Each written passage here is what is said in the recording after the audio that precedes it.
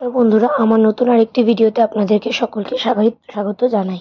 তো আজকের রেসিপি হচ্ছে দই কাতলা। এটা করতে আমাদের যা যা লাগছে: দই, টক দই, হলুদ, জিরে, ধনে, গোটা গরম মশলা, লঙ্কার গুঁড়ো, হলুদ গুঁড়ো, নুন, চিনি। আর মাঝখানে যে বাটাটা দেখলেন সেই বাটাটা হচ্ছে কাজু, পোস্ত আর মৌরি বাটা, যেটা আমি কিছুক্ষণ ভিজিয়ে তারপরে বেটেছি। এবারে কাতলা মাছগুলোকে নুন হলুদ মাখিয়ে আমি রেখে দিয়েছিলাম, সেগুলোকেই এখন আমরা তেলে ভেজে নিচ্ছি। এই রেসিপিটা একটু লেট আপলোড হচ্ছে। এই রেসিপিটা আমি করেছিলাম 16 সেপ্টেম্বর আমার শাশুড়িমার বার্থডে উপলক্ষে।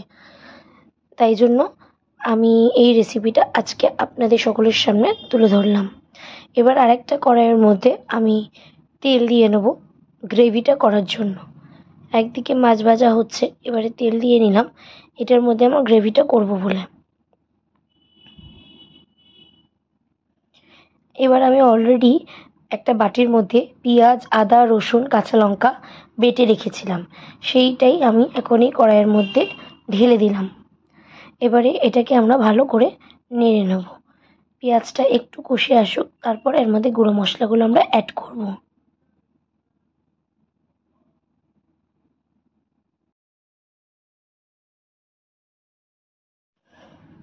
এদিকে মশলাটা একটুখানি কষতে বসিয়ে দিয়েছি, একটু পেঁয়াজটা টানুক, তার সাথে সাথে দেখুন মাছটাও আমার অলরেডি প্রায় ভাজা কমপ্লিটই হয়ে এসছে। মাছগুলো একটু কড়া করে আমরা ভাজি, কারণ আমরা কেউই খুব একটা কাঁচা মাছ বলতে মানে একটু নরম ধরনের মাছ খেতে পছন্দ করি না। একটু কড়া করে মাছ ভাজাটা আমাদের শ্বশুরবাড়িতে সবাই পছন্দ করে, তাই মাছগুলো একটু কড়া করেই ভেজে নিচ্ছি।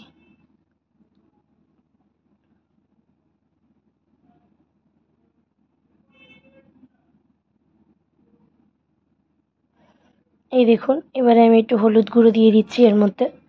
পেঁয়াজ বাটাটা যেটা দিয়েছিলাম মশলাটা, সেটার মধ্যে একটু হলুদ গুঁড়ো দিয়ে দিচ্ছি। এরপর এর মধ্যে দিয়ে দেবো একটু লঙ্কার গুঁড়ো, আপনারা আপনাদের টেস্ট অনুযায়ী লঙ্কার গুঁড়ো দেবেন।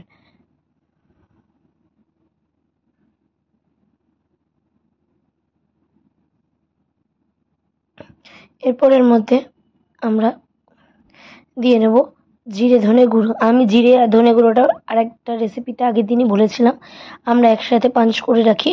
তো সেই জিরে ধনে গুঁড়োটা আমরা এর মধ্যে দিয়ে দিলাম।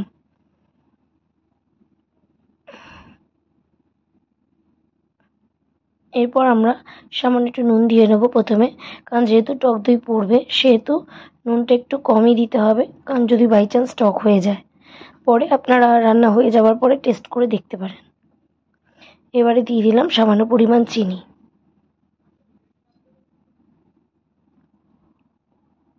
এবারে মশলাটাকে ভালো করে একটুখানি কষিয়ে নেব। মশলাগুলোকে ভালো করে আমি মিক্সড করে নিচ্ছি।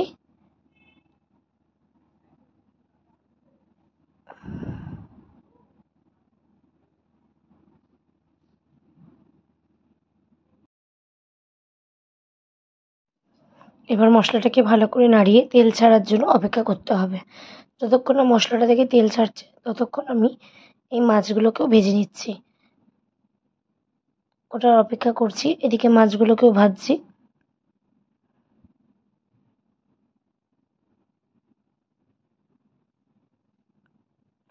আরেকবার একটু ভালো করে মশলাটাকে নেড়ে নিলাম। দেখুন মশলা থেকে তেল ছাড়তে শুরু করে দিয়েছে। এরপরে আমাদের মাছ ভাজাও প্রায় কমপ্লিট। লাস্ট 2 পিস রয়েছে, যেটা আমরা ভেজে নেবো আবার তেলে দিয়ে।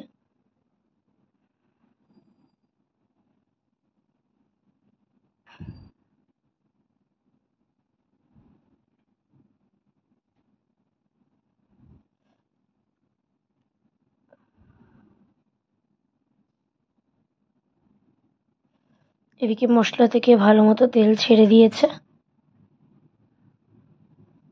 আর একটু লাল হওয়ার জন্য অপেক্ষা করব। দেখুন আমাদের মাছ ভাজা ডান। মাছ ভাজা কমপ্লিট।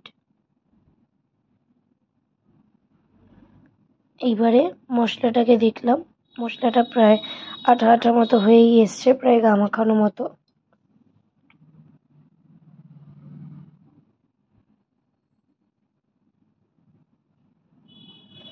এরপরে আমরা এর মধ্যে একটু জল অ্যাড করব।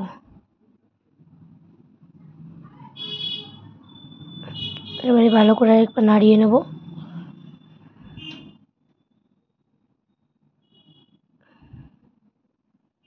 মশলাটা থেকে প্রায় কাঁচা গন্ধ চলেই গেছে। এইবারে আমরা ওই কাজু, পোস্ত আর মৌরি বাটা যেটা করে রেখেছিলাম সেটাকে এর মধ্যে আমরা দিয়ে নেব।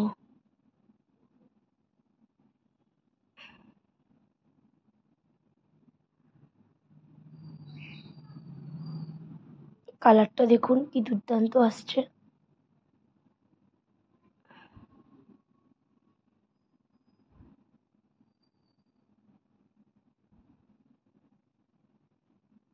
ভালো করে এটাকে মিক্সড করে নিচ্ছি, যাতে নিচ থেকে মশলাটা পোড়া না লেগে যায়।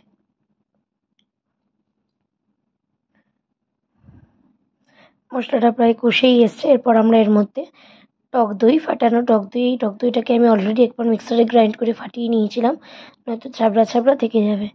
এবারে টক দইটাকে এর মধ্যে দিয়ে দেবো।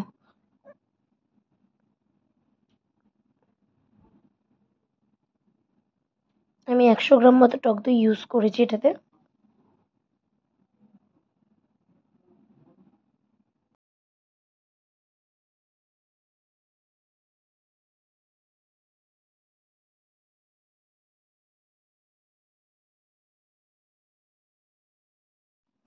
গ্রেভিটা আমাদের অলমোস্ট রেডি হয়েই এসছে। এরপরে আমরা এর মধ্যে একটু জল অ্যাড করলাম, ভালো করে নাড়াচাড়া করে নিচ্ছি। এরপর এর মধ্যে আমরা ভাজা মাছগুলোকে একে একে দিয়ে দেবো।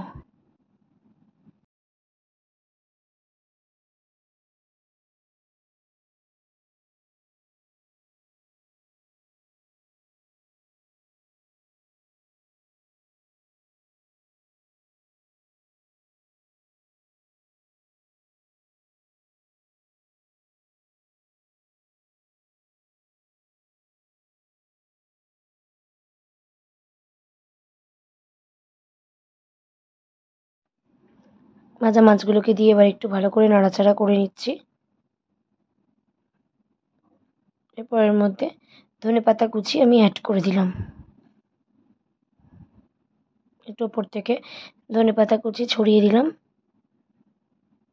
আর আমি পেঁয়াজ বেরেস্তা করে রেখেছিলাম, সেই পেঁয়াজ বেরেস্তাটাকে ওপর থেকে দিয়ে দিচ্ছি। এবারে ভালো করে একটু নাড়িয়ে নেব।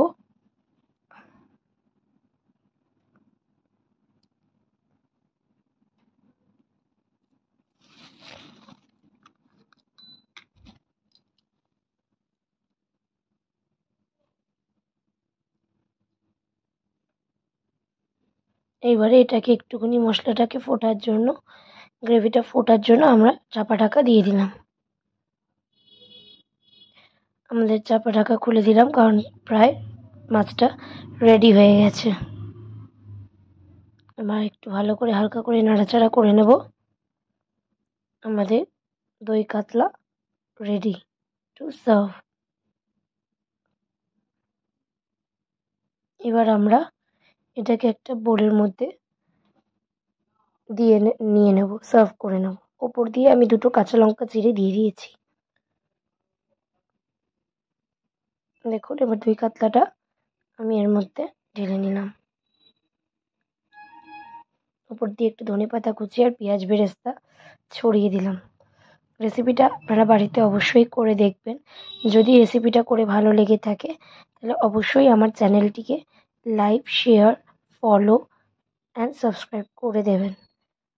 Thanks for watching. এটা হলো আমাদের টোটাল মেনু। Thank you.